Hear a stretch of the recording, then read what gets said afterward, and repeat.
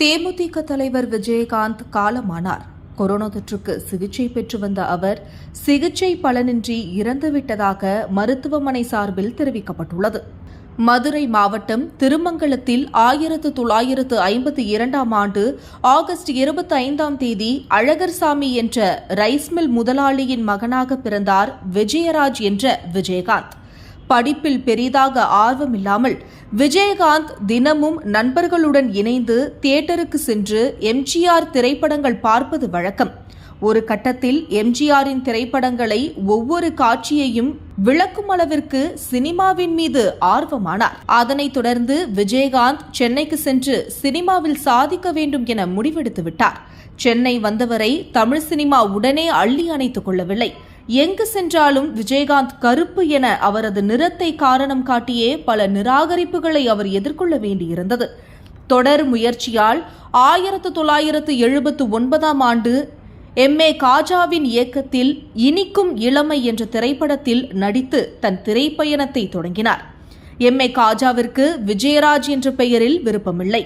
அந்த காலகட்டத்தில் ரஜினிகாந்த் புகழின் உச்சத்தில் இருந்ததால் அவரது பெயரிலிருந்த காந்த் என்பதை எடுத்து விஜயராஜ் என்ற பெயரில் இணைத்து விஜயகாந்த் என பெயர் மாற்றம் செய்தார்.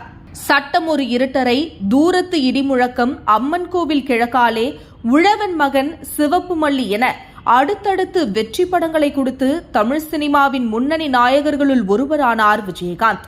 வைதேகி காத்திருந்தால், உழவன் மகன், கேப்டன் பிரபாகரன், வானத்தைப் போல, தவசி, ரமணா என இதுவரை 150 திரைப்படங்களுக்கும் மேல் நடித்துள்ள விஜயகாந்த் 1984 ஆண்டு மட்டும் ஒரே ஆண்டில் 18 திரைப்படங்களில் நடித்து சாதனை புரிந்தார். இயக்குனர் S.A. சந்திரசேகர் மற்றும் ராமநாராயணன் ஆகிய இருவரும் தான் விஜயகாந்தின் அதிக எண்ணிக்கையிலான திரைப்படங்களை இயக்கினார்கள். அவை பெரும்பாலும் வசூலை குவித்தன. அவருடைய திறமையும் குணாதிசயமும் அவரை 1999 ஆண்டு நடிகர் சங்க தலைவராக்கியது. பல ஆண்டுகளாக அடைக்க முடியாமல் இருந்த நடிகர் சங்க கடனை சிங்கப்பூர், மலேசியா என தமிழர்கள் அதிகம் வாழும் வெளிநாடுகளில் நட்சத்திர கலை விழாக்கள் நடத்தி வட்டியும் முதலுமாக அடைத்தார். மேலும் நலிவடைந்த கலைஞர்களுக்கு உதவி செய்வதற்காக ஓய்வூதிய திட்டத்தை அறிமுகம் செய்து பெரும் தொகையை வங்கியில் டெபாசிட் செய்தார். சினிமா துறையில் இருக்கும்போதே, அரசியல் தெரியாத போதே பல பொதுநல சேவைகளையும் செய்து வந்தார் விஜயகாந்த். ஈரோட்டில் இலவச மருத்துவமனை, சென்னை சாலிகிராமத்தில் இலவச மருத்துவமனை, ஆண்டுதோறும் பள்ளி மாணவர்களுக்கு லட்சக்கணக்கில் கல்வி நிதி உதவி, எம்ஜிஆர் காது கேளாதோர் வாய் பேசாதோர் பள்ளி, லிட்டில் ஃப்ளவர் பார்வையற்றோர் பள்ளிகளுக்கு நன்கொடை, தமிழகம் முழுவதும் 60 இடங்களில் இலவச கணினி பயிற்சி மையம், இலவச திருமண மண்டபங்கள், ஏராளமான ஏழை ஜோடிகளுக்கு இலவச திருமணம், கேப்டன் ஸ்போர்ட்ஸ் அகாடமி என கலக்கினார். இந்த நிலையில்தான் 2000 ஆண்டு பிப்ரவரி 12 தனது ரசிகர் மன்றத்திற்கென தனி கொடியை அறிமுகப்படுத்தினார். அதனைத் தொடர்ந்து 2001 ஆண்டு நடந்த உள்ளாட்சி தேர்தலில் ரசிகர் மன்றத்தை சேர்ந்த நிர்வாகிகள் பல்வேறு இடங்களில் சுயேட்சையாக போட்டியிட்டு பலர் வெற்றியும் அடைந்தனர். தொடர்ந்து 2005 ஆண்டு செப்டம்பர் 14 மிகப்பெரிய மாநாட்டை மதுரையில் நடத்தி தேசிய முற்போக்கு திராவிட கழகம் எனும் அரசியல் கட்சியை தொடங்கினார் இவர். கட்சி ஆரம்பித்து ஓராண்டு நிறைவடையாத நிலையில் 2006 ஆண்டு நடைபெற்ற சட்டமன்ற தேர்தலில் தனித்து போட்டி என்று கூறி 232 தொகுதிகளில் வேட்பாளர்களை நிறுத்தியவர் தான் போட்டியிட்ட விருதாச்சலம் தொகுதியில் அமோகமாக வெற்றி பெற்றார். மற்ற வேட்பாளர்கள் தோல்வி அடைந்தாலும் கணிசமான வாக்குகளை பெற்று தேமுதிகவுக்கு 8.4% வாக்குகளை பெற்று தந்தனர்.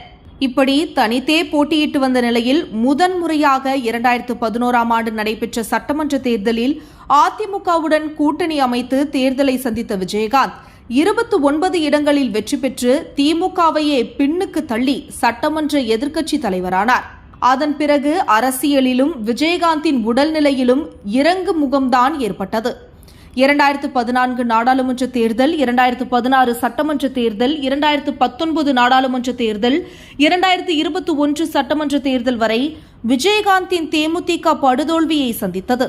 2021 தேர்தலில் வேட்பாளராக களமிறங்க முடியாத அளவிற்கு விஜயகாந்தின் உடல்நிலையும் சோர்வடைந்தது.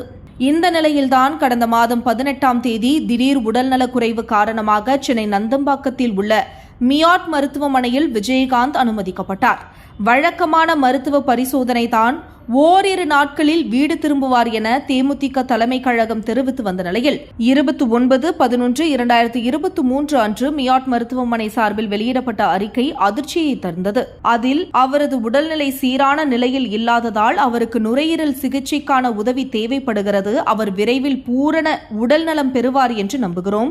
அவருக்கு இன்னும் 14 நாட்கள் மருத்துவமனையில் தொடர் சிகிச்சை தேவைப்படுகிறது என மருத்துவமனை நிர்வாகம் தெரிவித்தது. அதில் இருந்து மீண்டு வந்த விஜயகாந்த் வீடு திரும்பினார். அவர் டிஸ்சார்ஜ் செய்யப்பட்ட பிறகு தேமுதிக தலைமை செயற்குழு மற்றும் பொதுக்குழு கூட்டம் குறித்த அறிவிப்பு வெளியானது. அதன்படி கடந்த 14ஆம் தேதி நடந்த கட்சி பொதுக்குழு கூட்டத்தில் விஜயகாந்த் முன்னிலையில் பொதுச் செயலாளராக அறிவிக்கப்பட்டார் பிரேமலதா. பின்னர் விஜயகாந்தின் காலில் விழுந்து ஆசியும் பெற்றார். இந்த நிலையில் மீண்டும் உடல்நலக் குறைவால் விஜயகாந்த் மருத்துவமனையில் அனுமதிக்கப்பட்டார். இந்த நிலையில்தான் அந்த துயர செய்தி மருத்துவமனை அறிக்கை வழியாக வந்தது. உடல்நிலை சீரற்ற நிலையில் மியாட் மருத்துவமனையில் அனுமதிக்கப்பட்ட விஜயகாந்திற்கு நிமோனியா தொற்று இருப்பது உறுதி செய்யப்பட்டது.